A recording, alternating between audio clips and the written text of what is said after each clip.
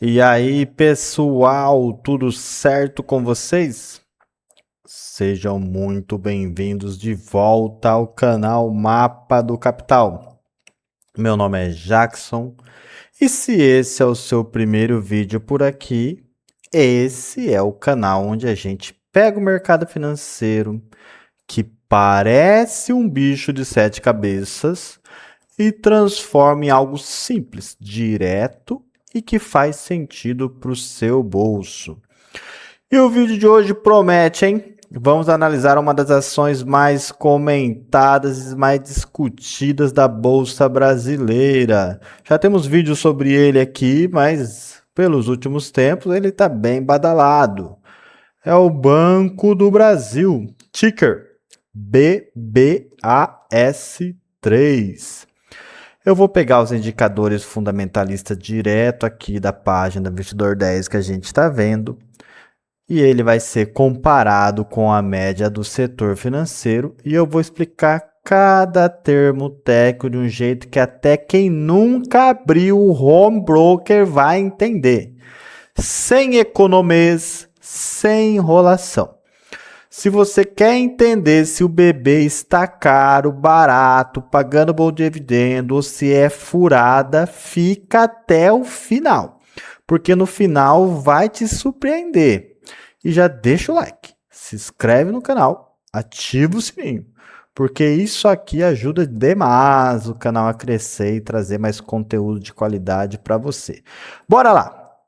Antes de mexer em qualquer número, pessoal, precisamos entender o que é o Banco do Brasil. Porque investidor sem entender o negócio é tipo comprar carro sem saber se é a gasolina ou se é elétrico. Sacou o negócio? Então o Banco do Brasil é o banco mais antigo do país. Ele foi fundado lá em 1808, ainda na época em que a família real chegou aqui. Hoje ele é um dos maiores bancos da América Latina, com uma característica bem particular. Ele é uma sociedade de economia mista. Jackson, que P é essa? Calma que eu te explico. Significa que o BB tem capital público e capital privado ao mesmo tempo. A União, ou seja, o governo federal, é o acionista controlador, que tem a maior fatia de ações com direito a voto. Mas o banco também tem ações negociadas na bolsa, comprada por investidores como eu, você e todo mundo. Por isso ele é chamado de estatal, mas funciona como uma empresa privada, com resultados, balanços e ações na B3 que sobem e descem todo dia. E o que o Banco do Brasil faz no dia a dia? Ele atua em várias frentes. Banco de varejo, conta corrente, cartão, empréstimos, financiamento para pessoa física e pessoa jurídica. Crédito ao agronegócio. E aqui, pessoal, é a grande diferencial do BB. Ele é o maior financiador do agronegócio brasileiro, historicamente responsável por uma fatia gigante do crédito rural do país.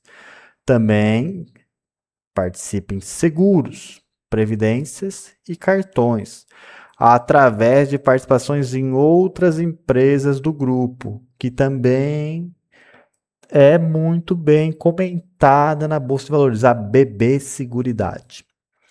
E também atua como agente do governo, operando políticas públicas de crédito.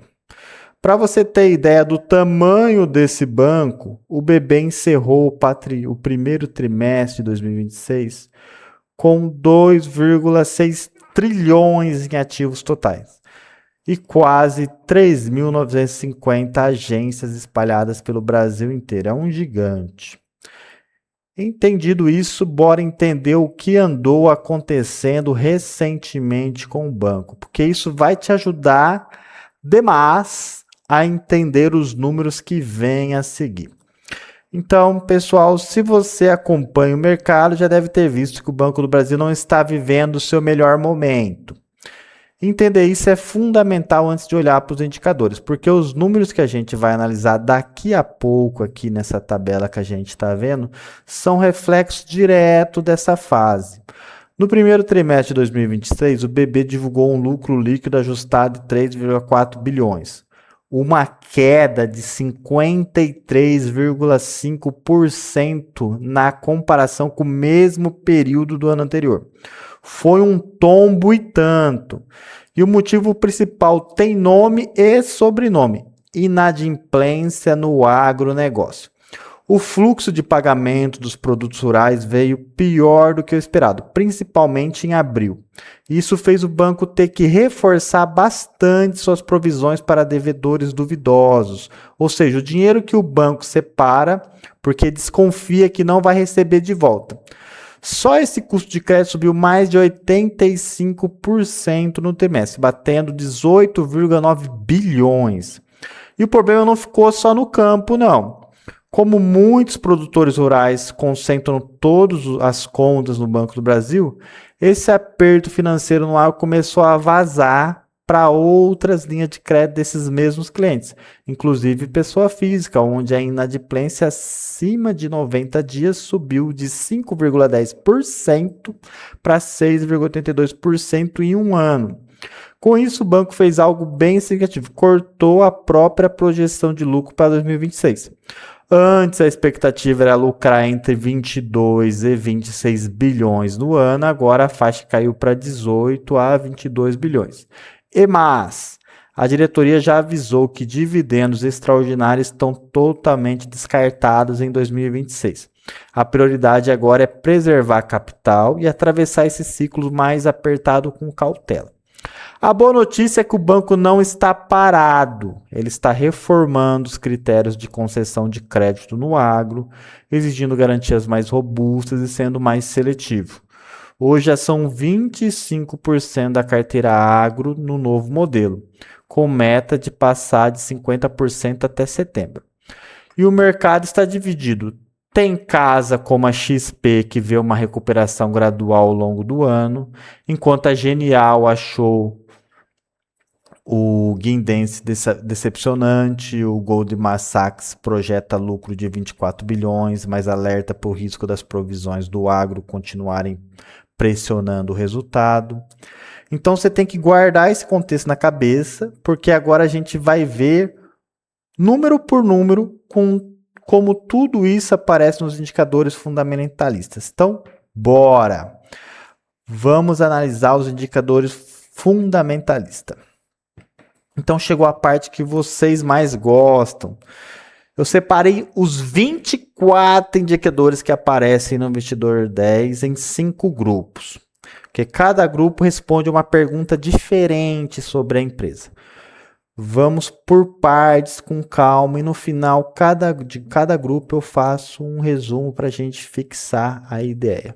Então, o primeiro grupo são os indicadores de valuation, ou a gente pode dizer preço, chama preço.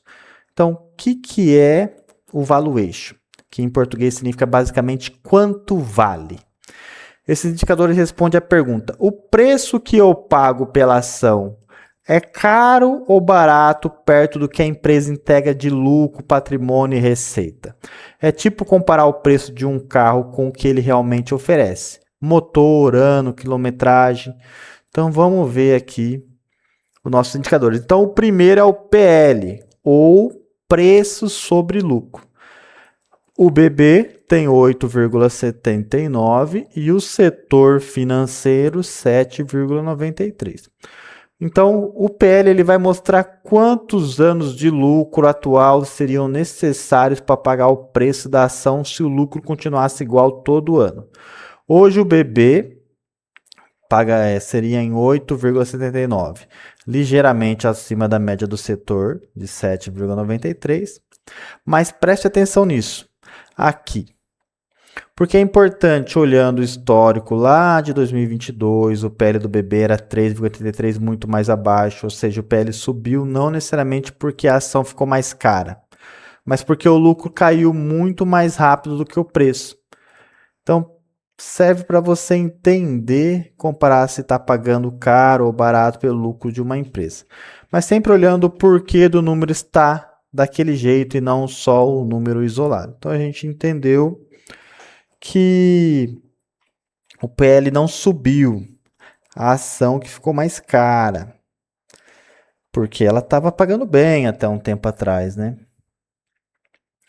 Agora aqui do lado a gente tem o P sobre receita, ou PSR, preço sobre receita.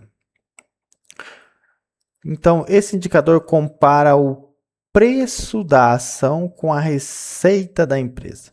O BB está pagando 0,34 vezes a receita, bem abaixo do setor, que é 1,37, ou seja, perto da receita que gera, a ação está sendo negociada bem mais barata que a média dos concorrentes. Serve para avaliar o tamanho do negócio em relação ao preço, sendo útil principalmente quando a empresa ainda não dá lucro. Não é o caso do BB, mas é bom complementar a leitura.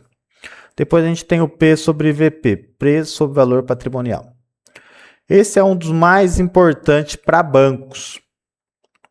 O P sobre VP compara o preço da ação com o valor patrimonial, isto é, o que sobraria por ação se a empresa vendesse tudo que tem e pagasse todas as dívidas hoje. Quando o P sobre VP é menor que 1, significa que a ação está sendo negociada abaixo do seu valor patrimonial na bolsa. O BB está em 0,58, ou seja, o mercado está pagando apenas 58% do patrimônio líquido do banco. E olha que o setor já está barato, em 0,91. Serve para mostrar que quanto o mercado está descontado. O preço da empresa geralmente por desconfiança em relação ao futuro dela, ou no caso por ela ser meio estatal. Então, no caso do BB, esse desconto reflete exatamente a preocupação com a inadimplência do agro, que a gente comentou. Agora vamos para o Dividend Yield, 2,81% e o setor 2,11%. O Dividend Yield, ou o yield só para os íntimos, mostra quanto a empresa pagou de dividendos nos últimos 12 meses em relação ao preço atual da ação. Hoje o BB paga 2,81%, acima do setor que paga 2,11%. Só que aqui mora uma pegadinha pessoal olhando o histórico desde 2022, o BB chegou a pagar 11,92% de dividend yield. Em 2024, 10,75%.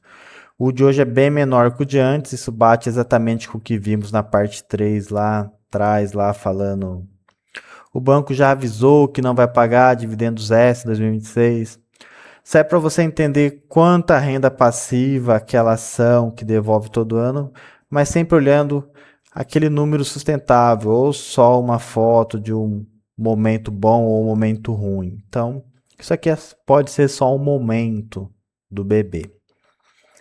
A gente tem um payout aí, 24,93% e o setor 17,23%. O payout mostra qual porcentagem do lucro da empresa decidiu distribuir como dividendos. Em vez de reinvestir no próprio negócio, o BB distribuiu 24,93% do lucro, acima da média do setor, que distribui 17,33%. Só que, como o lucro do banco caiu bastante, mesmo distribuindo uma fatia parecida ou até maior do lucro, o valor em reais que chega no seu bolso acaba sendo menor. Isso é para entender que a política de dividendo da empresa e se ela prioriza distribuir caixa ou crescer. E agora a gente vai para o EV sobre EBIT. Esse é mais técnico. O EV é o valor da empresa, Enterprise Value. Basicamente, o valor de mercado somado à dívida líquida. E o EBIT é o lucro operacional antes de juros e impostos. Então, o EV sobre EBIT diz quantas vezes o lucro operacional cabe dentro do valor total da empresa. E o BB está em 17,51, muito acima do setor, que é 5,21. Só que esse número subiu disparado porque em 2023 ele era 3,86. O que aconteceu? Não foi o preço que disparou, foi o EBIT que despancou. Exatamente pela alta nas provisões que comentamos. Serve para avaliar o preço da empresa de forma mais limpa, sem o efeito da estrutura de capital. Mas para bancos vale um aviso. Esse indicador foi pensado para empresas industriais e tende a se comportar de um jeito meio estranho no setor financeiro. Então não bata só o olho nele aí, né? Vamos dar uma olhada no outro, no P sobre EBIT. Praticamente irmão gêmeo do anterior, mas sem considerar a dívida líquida. Ele compara o preço da ação direto com o lucro operacional. Mesmo raciocínio, 17,51 contra 3,25 do setor. Número inflado pela queda do EBIT, não por preço caro. Serve para o mesmo propósito do EV sobre EBIT, com a mesma ressalva. Para bancos, esse EBIT não é tão representativo quanto é para uma indústria ou varejo, porque a atividade a fim de um banco já é financeira, né? E o P sobre ativos, 0,04, setor 0,27. Então, compara o preço do mercado, o P sobre ativo compara o preço do mercado com o total de ativos da empresa. E o BB está em 0,04, bem menor que o setor de 0,27. Mas isso é mais um reflexo do tamanho gigantesco do balanço de um banco. Lembra dos 2,6 trilhões em ativos? Do que propriamente uma pechincha. Serve para dar noção de quanto da estrutura total da empresa o mercado está precificando, mas é um indicador que pesa pouco isoladamente para bancos. E o P-Cap Giro, ele compara o preço com o capital de giro da empresa.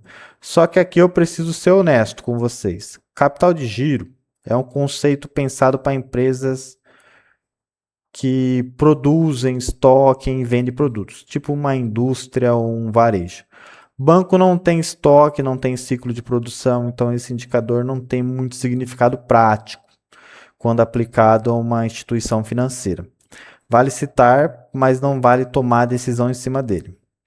Então, 2,44 para 1 para 40. E P sobre ativo circulante líquido. Mesma lógica do anterior, compara o preço com ativo circulante líquido, outro conceito que faz mais sentido para empresas não financeiras. O valor negativo tanto do BB quanto do setor é normal dentro da estrutura contábil de um banco e não deve ser interpretado da mesma forma que seria numa fábrica, por exemplo. O VPA, valor patrimonial por ação. 33,45, setor 12. Então, o VPA mostra quanto de patrimônio líquido cabe em cada ação. O BB tem 33,45 de patrimônio por ação. Serve principalmente como base de cálculo para o P sobre VP, que a gente já viu. Quanto maior o VPA frente ao preço, mais descontada a ação tende a estar. O LPA, lucro por ação. Ele mostra quanto do lucro cabe em cada ação. É a base de cálculo do PL. Então, o BB está com 2,21, mas olha a queda, lá em 2023 era 11,17. Isso mostra que, na prática, o tamanho do estrago que a crise dual causou no lucro por ação do banco. Então, foi um caso, está dentro desse caso que pode ser um caso isolado, né? Bom, vamos fazer um resumo do bloco Valuation. Olhando pelo patrimônio, P sobre VP, e pela receita, PSR, o ticker BBAS3 está negociado mais barato que o setor financeiro. Olhando pelo lucro, PL, EV sobre EBIT, P sobre EBIT, a ação parece mais cara. Isso não é porque o preço subiu, e sim porque o lucro caiu muito mais rápido. Então é um daqueles casos em que olhar só um indicador te conta uma história incompleta. Então, por essa queda no lucro, parece uma ação cara. Pelo patrimônio, ele tem um patrimônio, pela receita, ele tem um histórico de ser uma ação barata, mesmo tendo essa queda no lucro. Agora vamos falar sobre endividamento.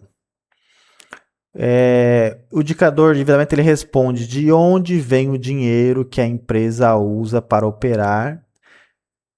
É mais capital próprio dos sócios ou é mais capital de terceiros? Dívida. E um aviso importante antes de começar. Para bancos, esses números funcionam de um jeito bem diferente do resto da economia. Porque o próprio modelo de negócio de um banco é trabalhar endividado. Afinal, o dinheiro que você deposita na conta é contabilmente uma dívida do banco com você. Então vamos lá. O primeiro vai ser o patrimônio sobre ativos. Ele mostra qual fatia dos ativos totais é financiada por capital próprio dos acionistas. No BB, apenas 7%, que é 0,07%. E dos ativos vem de capital próprio. O restante, que seriam os 93%, vem de terceiros, principalmente depósitos de clientes. O setor financeiro, no geral, está em 27%, mas essa média pode estar puxada por empresas financeiras bem diferentes de um banco tradicional, tipo seguradoras ou bolsa de valores, que tem estrutura de capital bem menos alavancada. Serve para entender o quanto a operação é sustentada pelos próprios donos. Depois a gente tem o passivo sobre ativos lá embaixo. 0,92 do setor 0,63. É o espelho de indicador anterior. Você viu lá que a gente tinha falado lá 0,93, 0,7. Então, dos 92%, 93% dos ativos B são financiados por dívidas e obrigações contra 63% do setor. De novo, isso é praticamente inerente ao negócio bancário. Então, um número alto aqui não é necessariamente o sinal de alerta, como seria numa empresa comum, mas vale comparar com outros bancos parecidos para ter uma régua mais justa. Depois, se você quiser ver lá como é que está o patrimônio sobre ativo ou passivo sobre ativos do Bradesco, Santander e Itaú, para ver se a gente está trabalhando igual no BB ou não. Então, a gente tem também a liquidez corrente. Ela mostra se a empresa tem ativos de curto prazo suficiente para pagar as contas de curto prazo. O BB está com 1,02, o que indicaria uma folga bem apertada. Só que olha o histórico, se a gente for ver lá em 2022, o número era 24,94, 2021, 26,58. Uma queda dessa magnitude provavelmente reflete uma mudança na forma como esse cálculo é feito ou classificado para bancos, e não um problema repentino de caixa. Então, esse é outro indicador que pede bastante cautela na leitura quando o assunto é instituição financeira. Então, se a gente for falar do endividamento, o Banco do Brasil opera com uma alavancagem bem alta, mas isso no caso de bancos faz parte da própria natureza do negócio. Então, o ponto de atenção real não é se o BB está endividado, e sim acompanhar a qualidade desse crédito que ele concede. Voltando ali para o problema do agronegócio que vimos lá atrás, ele já está trabalhando em cima disso, filtrando mais e se preocupando para quem ele está emprestando o seu dinheiro. Agora vamos ver os indicadores de eficiência. Esse indicador mostra quanto de cada real que entra vira lucro, ou seja, o quão bem a empresa controla seus custos e despesas em cada etapa do resultado. Primeiro a gente tem a margem bruta. Ela mostra quanto sobra de receita depois de descontar os custos mais diretos de operação.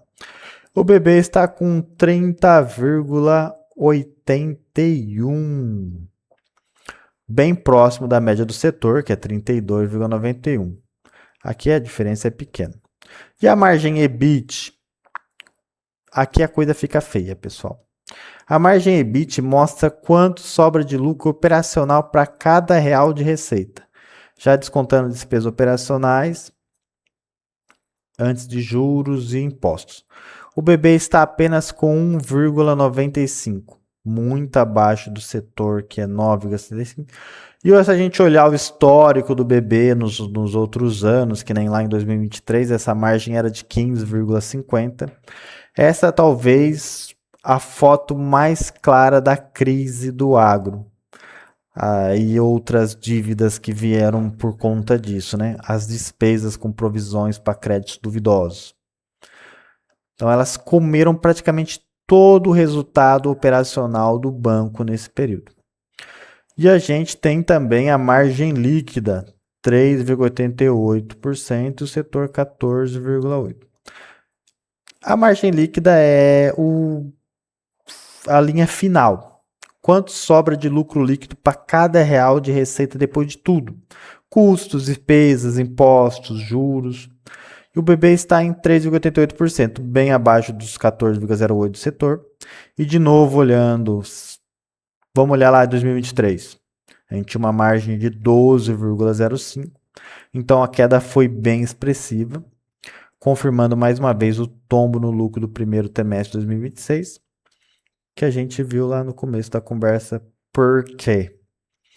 E o giro dos ativos, 0,2 e o setor 0,10.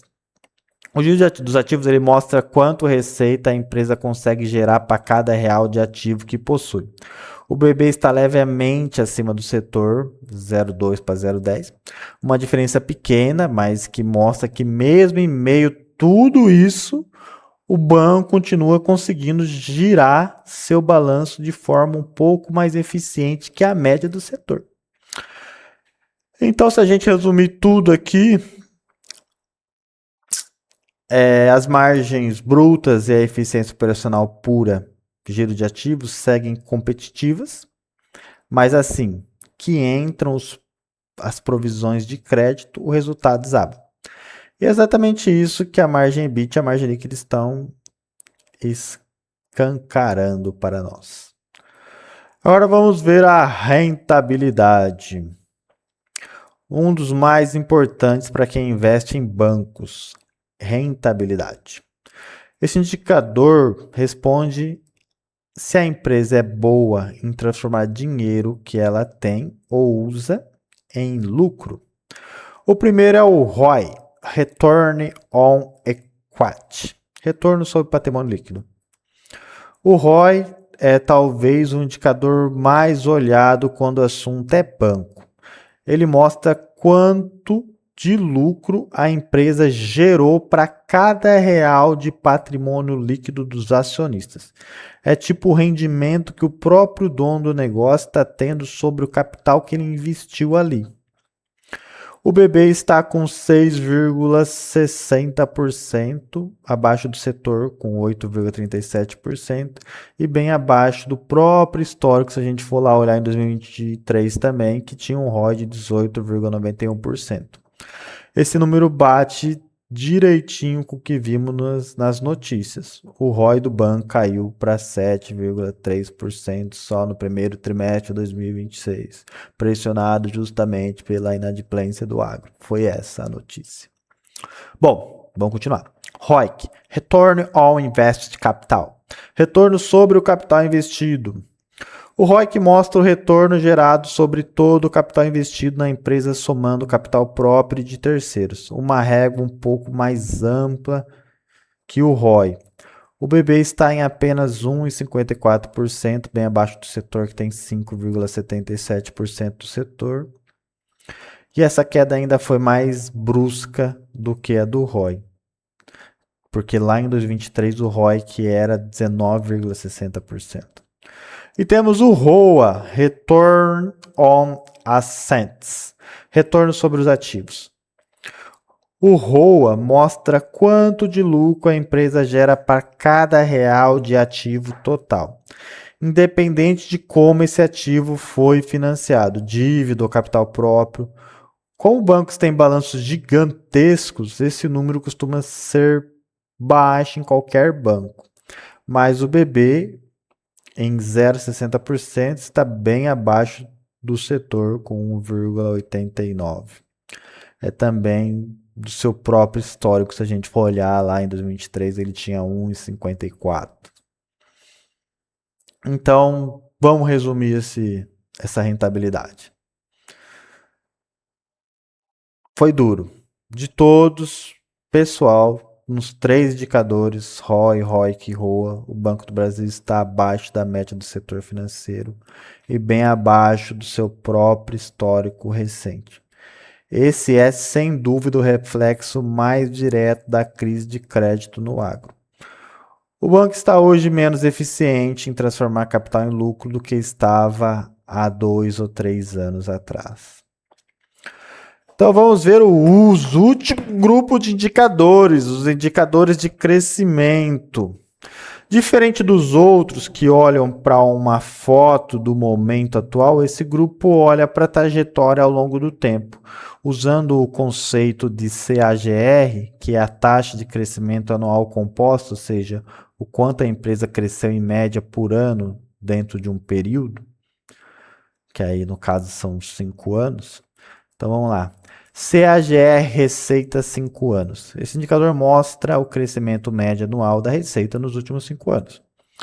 O BB cresceu 21,28% ao ano em média, um número e tanto, enquanto a média do setor financeiro no mesmo período foi negativa, em menos 11,67%, ou seja, na fotografia de 5 anos, o BB cresceu a receita muito mais que seus pares. E depois a gente tem o CAGR lucro 5 anos. Mesma lógica, só que para o lucro, o BB cresceu o lucro em média 4,77% ao ano nos últimos 5 anos, moderado mais positivo, enquanto o setor de novo ficou no negativo, menos 1,25%. Mesmo com um tombo recente que a gente comentou bastante hoje, no acúmulo dos 5 anos o banco ainda entrega uma trajetória de crescimento melhor que a média do setor. Então, se a gente resumir agora o crescimento, a gente tem um contraponto interessante para tudo que vimos até aqui. Apesar do momento recente difícil, no retrato de 5 anos, o Banco do Brasil cresceu mais que o setor financeiro, tanto em receita quanto em lucro. Isso sugere que o problema atual pode ser mais uma solução dentro de um ciclo de crédito do que uma quebra estrutural de negócio. Mas isso só o tempo e os próximos balanços vão confirmar. Então, para concluir, eu vou falar os pontos positivos e negativos de tudo que a gente viu aqui. Então, chegou a hora de juntar tudo que vimos hoje. Vamos resumir os pontos positivos e os pontos negativos. Pontos negativos não, né? Pontos de atenção, né? Do ticker BBAS3. Com base nesses indicadores aqui que está à mostra. Primeiro ponto positivo, a ação negocia abaixo do valor patrimonial. É uma característica do Banco do Brasil, que nem a gente tem aqui o P sobre VP 0,58, ou seja, com desconto considerável frente ao que o banco vale no papel. Também está barato em relação à receita, PSR de 0,34, bem abaixo do setor. No acúmulo de 5 anos, o BB cresceu em receita e lucro, acima da média do setor financeiro. Segue sendo o maior financiador do agronegócio do Brasil, com escala marca forte 2,6 trilhões em ativos. Mesmo no pior momento, continua dando lucro e pagando dividendos, só que menores. Agora, pontos de atenção, rentabilidade derretendo, ROI, ROC e ROA caíram para níveis abaixo do setor e bem abaixo do próprio histórico do banco. Margem operacional e líquida em forte queda, pressionadas pelas provisões de crédito. Dividend yield encolheu bastante frente aos anos anteriores. A empresa já avisou que não terá dividendos extras em 2026. Então, mesmo sendo uma ação barata pelo patrimônio, a ação está relativamente cara pelo lucro. Então, PL e EV sobre EBIT acima do setor, porque o lucro caiu mais do que o preço. O risco de crédito no agronegócio segue sendo um principal variável a observar nos próximos trimestres, com sinais de contágio até para a carteira de pessoa física. No fim da conta, pessoal, o BBAS3 hoje é uma ação que divide opiniões. Quem olha para o desconto patrimonial e para o histórico de crescimento vê uma oportunidade. Quem olha para a rentabilidade em queda e para o risco do agro vê um sinal amarelo. E é exatamente por isso que fundamentos sozinhos não tomam decisões por você. Eles são uma ferramenta, não é uma bola de cristal. Então é importante deixar claro, esse vídeo é 100% educacional, eu não sou analista certificado pela CVM, isso aqui não é uma recomendação de compra ou venda. Sempre faça a sua própria análise, se precisar busque orientação de profissional habilitado antes de investir e siga vendo meus vídeos. Se você gostou dessa análise, comenta aqui embaixo o que você achou do Banco do Brasil depois desse raio-x que a gente teve aqui. Se esse vídeo te ajudou a entender melhor os indicadores, deixa o like também. Compartilha com aquele amigo que vive perguntando, isso tá caro ou tá barato? E se inscreve aqui no Mapa do Capital, que toda semana eu vou tentar trazer uma análise nova aqui. Então, um forte abraço e até o próximo vídeo. Fui!